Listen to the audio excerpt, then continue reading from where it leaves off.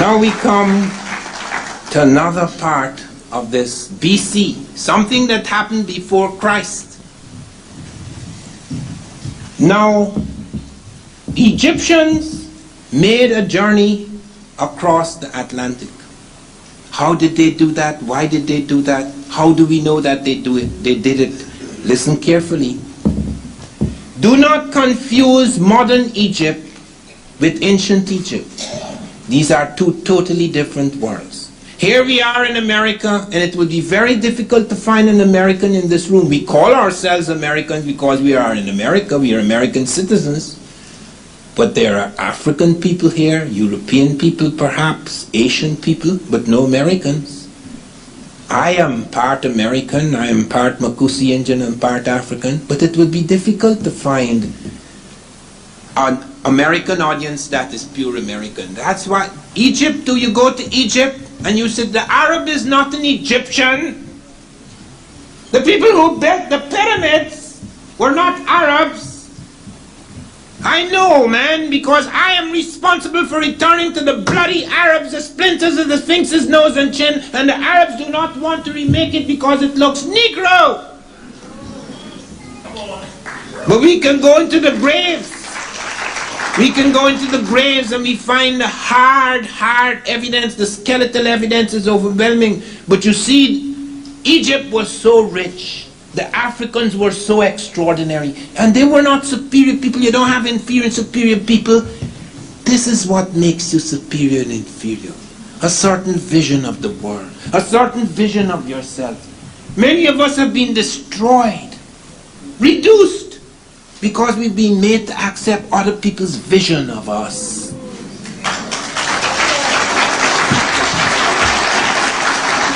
You look at Hitler. Hitler was a bloody lunatic. We threw him in prison in his early 20s. Hitler was walking about the prison like this. Guards bowed to him. That was an awesome person, boy. I mean, he was evil, but he was awesome. Napoleon too. Napoleon wasn't even a Frenchman. Most people don't know that. I am destined to glorify a people I hate. Could you imagine that? That's Napoleon. I read his diaries. I am destined to glorify a people I hate. And then the one thing I regret most in my life, this is Napoleon. The one thing I regret most in my life is that I did not make Toussaint. I did not make the black Toussaint governor of Haiti.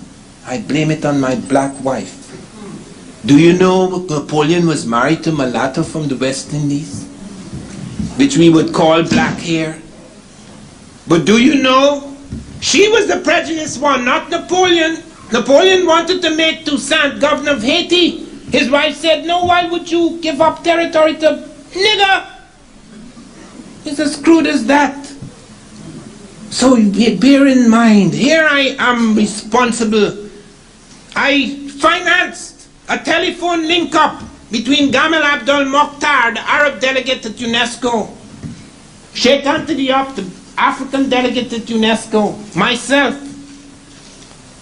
the representative of the British Museum, Garland Roberts, who found the pieces, and another gentleman who did translations from the French and British began, no, Van Sertima, we can't do that. Because if we start returning this item and that item to this and that museum, we'll have no museum. I said, sir, we're not asking you to return everything from your museums. We're well aware of the things that have been taken from other museums and other places. This is a very specific thing. It is of no value to you. You can't show it. What is the point? You can't show the splinters of the nose. Nobody's interested in splinters. Put the nose back on. But the Arabs do. The Mokhtar, the Arab delegate, never said a bloody word. Boy, he don't want no nigger nose interfering with the tourist trade in Egypt. It's as crude as that. Look why Egypt is no longer Egyptian. Those are not the people who built the pyramids. The Syrians attacked in 654 BC. The Persians attacked in 550 BC. The Greeks attacked in 320 BC. The Romans attacked just before and after Christ. The Arabs attacked 638 to 640 AD. That is why Egypt is no longer Egyptian. They have nothing to do with the building of the pyramids. If you go back in the graves, we have found hard evidence in the graves that the Egyptians were African. Let me listen to the anthropologists, all the great anthropologists. Because this is hidden, this doesn't come out in history books. The earliest human fossil found in Egypt was a skeleton of the Nazlet Kata man found near Tata, Egypt, which was dated 35,000 to 30,000 years before Christ. Regarding the racial affinity of this skeleton, Thoma concludes strong alveolar prognatism combined with fossil Prinacilis and an African skull is suggestive of Negroid morphology. He proves it's a Negro. Then comes Wendorf, 1982. Wendorf discovered the skeleton at Wadi Kubaniya, located 10 to 15 kilometers north of Aswan in Egypt. This skeleton dated approximately 20,000 years before Christ. The wide nasal aperture, lower nasal margin morphology, presence of the sulcus prinacilis, wide interorbital distance and alveolar prognatism demonstrate affinities with broad African variants. All of the great anthropologists, archaeologists, Thoma, Fehrenbach, Wendorf, Stewart, Green, Armilagus, Wrightmore, Crawford, all of them prove that those early Egyptians in the Pyramid Age were African. That's the reason why Mokhtar, the Arab delegate, doesn't want a Negro nose on the Sphinx, because they don't want to relate back. But the Germans sent me, I have it in my new book, you see a beautiful color photograph showing you what the world was 1200 years before Christ. The black is on top of the world. He is in charge of Egypt. There's no question about it. And they built the pyramids. The Japanese came to my friend Sheikh Anta Diop, seeking advice on building a pyramid. And Sheikh Anta Diop said, do not use bronze tools. And the Japanese said, how could you say that? The last stage of the Egyptian was the Bronze Age. And he says the last age is not the best age. There you cannot. The Japanese would not listen. They went there, they made such a mess, they had to throw them out. Bronze tools, the tools broke. They had to use air jack hammers in order to cut the stone, and they could not cut it, the stone the ancient blacks in Egypt did. Let me tell you, this is scientists reporting with amazement at how these Africans cut stone. The mean variation of the cutting of the stone from a straight line and from a true square is but 0.01 inch in the length of 75 inches up the face, an amount of accuracy equal to most modern opticians' straight edges of such a length. In other words, we only cut eyeglasses like that. These joints, with an area of some 35 square feet each, were not only worked as finely as this, but were cemented throughout, though the stones were brought as close as 1/500th of an inch, or in fact into contact, and the mean opening of the joint was 1/50th of an inch, yet the builders managed to fill the joint with cement, despite the great area of it, and the weight of the stone to be moved some 16 tons. To merely place such stones in exact contact at the sides would be careful work, but to do so with cement in the joints is almost impossible. This is Flinders Petrie, Our Inheritance of the Great Pyramid, London, 1874. Thus the builders of these great monoliths quarried and cut stone within 1/1000th of an inch of mathematical perfection, and raised the man-made mounting as meticulously as we cut gems. There are approximately 2,300,000 blocks of stone which comprise the Great Pyramid. These individual blocks weigh from 2.5 tons to 70 tons, as much as a railroad locomotive. Originally covered an area of 13.1 acres. The Great Pyramid, listen to this as I close on this part. The Great Pyramid contains more stone than all the churches, chapels and cathedrals built in England since the time of Christ. If all the stone in this pyramid were sawed into blocks 1 foot in an edge, and these were laid end to end, they would stretch 2/3 of the way around the globe at the equator. The Great Pyramid contains enough stone to construct 30 Empire State Buildings.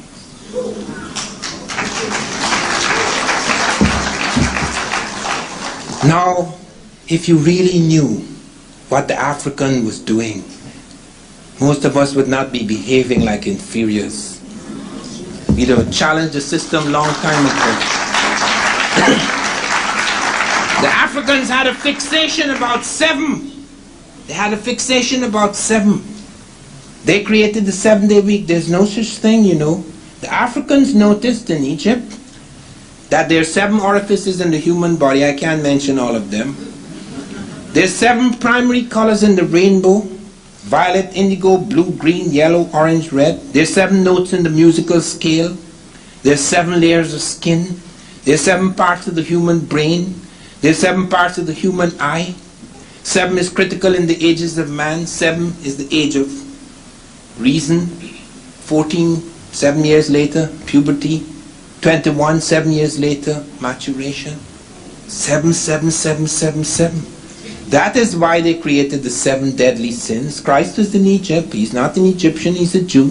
He was born in Jerusalem, but he went to Egypt. Read Hosea, out of Egypt shall I call my son. He was brought back to Jerusalem, where he was crucified. 7 deadly sins, 7 cardinal virtues, 7 days of the week. That's the Africans created the 7-day week. There's no such thing. 7, 7, 7, 7, 7. And then they sent out 7 ships across the water. Now they had intimate interconnections with the rest of Africa. We have found evidence of that. Lady Lugard reports a visit of Egyptian pharaohs to Hausa-land. We have found, and here is where Diop was very helpful to me. Diop and Obenga. Obenga 2 weeks ago introduced me to an audience in California. Obenga is the most remarkable African scholar in the world at the moment. Sheikh Anta Diop was before, but he died. And I managed to make contact with these gentlemen. Sheikh Anta and I had a nice quarrel about tobacco, because Sheikh Anta was the only African who was allowed to examine mummies in a certain part of Egypt, and he found tobacco in this mummy, and I was explaining to him that the Africans have their tobacco, the Americans have their tobacco, and I was pointing out that certain distinctions could be made between the two tobaccos, and that in my book they're using the same term, and I explained why they're using the same term, because of a certain kind of pre-Columbian contact, but that it's not the same tobacco. Well, Diop surrendered, and that he was a most remarkable man. I want to dedicate this lecture to him, because he had the most profound impact on so many of us. We invited him to the Nile Valley Conference, and his plane crashed. He didn't die, and he had to be rushed from the burning plane, and I told him, do not come by plane the next time. You are to go and visit your wife in France, and then you're to do overland, and then you're to take another kind of ship, but do not let it be known where you're moving. Okay, we are not to talk on the telephone. You had to be very careful about that. Diop came to Atlanta. That was a marvelous occasion. He was the most remarkable man I have ever met. And we had these marvelous conversations, etc. But I knew he would die soon, because like John Clark, I noticed it with him too. They do not pay attention to what they're eating. After you get 60, you have to pay close attention to what you're eating. You can't just eat any old thing, because it dies there, and it's not buried easily. So be very careful. I'm 65, and I know. I exercise every day. Okay, and that's what saved my life last year. I was rushed to hospital last year, and these crooks in the hospital, they want to make money because they know Rutgers pays most of the bill, so they want to make money. Not telling they have all sorts of things on my heart. I said, there's nothing wrong with my heart. Yes. They have all these sorts of things on my heart. 3 days in the hospital, and I don't know what's happening. So I got really mad, and when I get mad, I get real mad. I grew up in the bush. And when I get mad, I behave like a bushman. I mean, all the civilized cover, that disappears completely. I just curse, smash up things, etc. And so they came, held me down. I said, I want to leave right now. They said, but you can't leave, you know, you're very ill. Something wrong with your heart. I said, there's nothing wrong with my heart. He said, well, if you leave now, you have to pay the bill. I said, well, I've only been here 3 days. Yes, but your bill is $5,500. I say, well, I'll stay.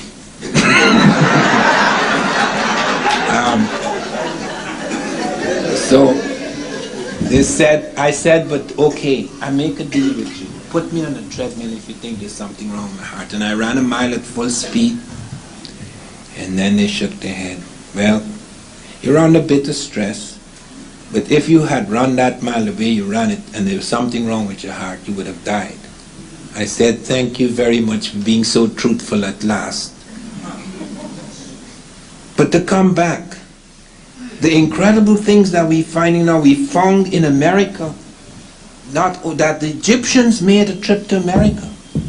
They sent out 7 ships. We found it in a tomb in Egypt, where these ships, 7 ships, are heading towards the west. 7 was everything to them.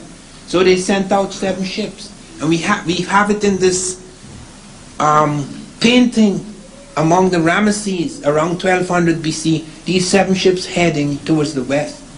And we find intimate interconnections between the Egyptians and the rest of the Africans, because people could say, okay, Egypt is separate. Today it is, because the Egyptians are no longer Egyptians, just like the Americans are no longer Americans.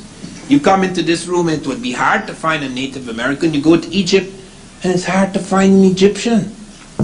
So be very careful about the past and the present. These worlds have changed dramatically. And so we have lots of evidence of their links to the rest of Africa. Sheikh Anta Diop and Theophilo Benga presented, and it's in my new book, more than 100 words in Wolof, a West African language, the language of Sheikh Anta Diop, more than 100 words which are identical in all their forms. That is utterly impossible. UNESCO surrendered. All of these big professors with all their big degrees, and so they had to surrender, because these 2 super Africans proved beyond them, beyond the shadow of a doubt, that that's all a lot of nonsense. This is clearly what we say it is. And they surrendered. It has been established beyond the shadow of a doubt. The connections between Egypt and the rest of Africa were extraordinary. We have Lady Lugar reporting on a visit of Egyptian pharaohs to Hausaland, an Egyptian golden breastplate found in an ancient layer in Nigeria, more than 100 Egyptian words in all their forms and variants found in Wolof, Diop's language. The African word for God, what is the word for God? Amen. You use it in your prayers. That's African. Amen. Jesus was in Egypt, you know. Out of Egypt shall I call my son. He wasn't an Egyptian, he was a Jew, but he went to Egypt. He was smuggled out by his uncle because they were killing off the firstborn. That's how Jesus landed up in Egypt. And the 7-day week is Egyptian. Egyptian golden breastplate found in ancient Nigeria. As I say, nearly 100 Egyptian words in all their forms presented to UNESCO. UNESCO had to surrender. They couldn't believe it. Obenga and Diop proved it beyond the shadow of a doubt. They even take the word for God. What is the word for God in Egypt? Amen. You saying it in your prayers, that's African. Amen. Amen and Amen is Egyptian, and Am is West African, comes from that, and Nyam is East African. So you have Amen and Amon Egyptian, and Am West African, and Nyam East African. Don't think everything is lost. There are all sorts of clues left in the past, and that if you learn certain things, you can pick them up. So they can't fool us anymore. And we find the incredible things that they did, the building of the pyramids and all these things, but they also built remarkable ships. And we have evidence, not only they show their ships moving, But it is shown among the Americans, the Popol Vuh, the Bible, the Quiche Maya. I have the Bible, the Quiche Maya, that shows blacks arrived in America before Christ. Champollion supports that, Lefebvre supports that, Sahagan supports that, Sorensen supports that, Sav Soderberg supports that, Rosalie supports that. I've been through all these documents. They're finding these things and people are just pushing them aside, but not anymore. Then came the clincher. I was invited to, before the Columbus celebration, I was invited to the Smithsonian, the leading scientific institution in this country, hoping to wipe me out before 1992. And my opponent surrendered. Showed them the 7 braids that you can't argue with. No sculpture in America has 7 braids. 7 is everything to the African Egyptian. He created the 7-day week because he finds there's 7 parts to the human brain, 7 parts to the human eye, 7 notes in the musical scale, 7 primary colors in the rainbow, 7 orifices in the human body, 7 layers of skin. You can't argue with that. So he invented the 7-day week. All this thing about God created the world in 6 days and rested in the 7th, that is taken by the Christians from the Egyptians. Jesus was in Egypt. Even the word Christ, he's not Jesus Christ, he's Jesus the Christ. Christ is an Egyptian word, K-R-S-T, Christ. K-R-S-T, the anointed one. That's how he became the Christ. Don't dismiss him, okay? I'm just pointing out the terms, okay? He was in Egypt, out of Egypt. Read Hosea, out of Egypt shall I call my son. He wasn't born in Egypt, but he was smuggled out in Egypt because Herod was killing the firstborn. And he appears among the Egyptian doctors. And so you get certain evidences like that. And I've checked out this. I have so many sources. Champollion, reporting the 7 ships arriving from across the water. Champollion, Lefebvre, Sahagan, Sorensen, Sav Soderberg, Rossellini. And above all, the Bible of the Quiche Maya. They destroyed so many books in America, but they didn't destroy all the Bibles of the Quiche Maya. So we have that reporting these dark-skinned people arriving on 7 ships, and they have the 7 ships. And then we have the clincher. We have a map of South America found in ancient Egypt, with correct latitudinal and longitudinal coordinates. I showed that to NASA. I was the first person to go to NASA to study blacks in space. You don't even know it's not only we don't know the history, we don't even know what's happening. Do you know the leading technical astronaut in our space team is a black man? Colonel Gregory. He's restructured the cockpit of our spaceships. Do you know that the leading woman in our space team is a black woman, Dr. Christine Darden? She's reshaping our aeroplane so that in the 21st century we've just entered. Certain aeroplanes, not just the exotic aeroplanes, would be able to fly faster than sound. Do you know that? No. I had to go there. I nearly died at NASA because they invited me along with delegates from all over the world, China, Russia, various, to witness the blast off of the first black American in space. And I did not realize I have different ears. I grew up in a forest. I hear lights. I thought everybody heard lights. You have to hear differently in the forest. Because snakes, you can't see snakes. Snakes take on the color of trees and foliage. Therefore you have to hear that when he starts. You have to hear that. Are you dead? I didn't know I had different ears. I thought everybody heard lights. I'm standing, these Russian and Chinese delegates, and I'm standing, it's 5.5 miles away from the spaceship. This is an awesome thing. It's bigger than a house. And we're going to shoot it off into space. And they start the countdown, and they stop. Something wrong. And I start looking nervously around. How could something be wrong? You know, a big thing like that with all this incredible thing, if it explodes, what would happen?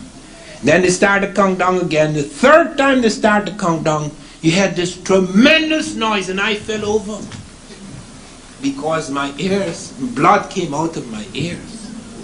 because I hear differently from urban people. I grew up in the jungle. I hear different. So that really startled the hell out of me. I never went back to NASA after that. But I'd learned enough about it. It's in a book, Blacks in Science, Ancient and Modern. You see me with the leading technical astronaut, etc. And you would be amazed what blacks are doing in this country, totally unknown. Bell Labs employs more than 1,000 black scientists. They created the transoceanic cable. They were major in that development. They're reshaping our aeroplanes. They remade the cockpit of the space shuttle. You never hear about that. If a black commits a crime, yeah, that's news. But when he does something extraordinary, oh my God, no, there's something mistaken here.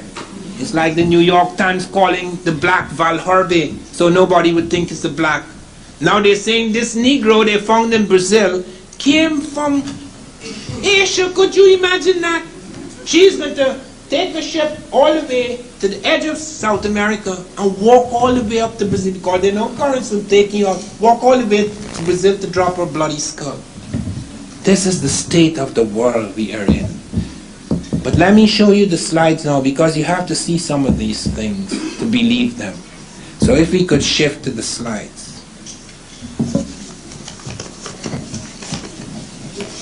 But there one more thing I must say, just one more thing, very important. They have found a map of South America in ancient Egypt. It was known as the Piri-Reis map because of a Turkish admiral who found it there. And it has correct latitudinal and longitudinal coordinates. No European could have drawn such a map until after 1744, when the chronometer was invented. Yet the Africans had it before Christ.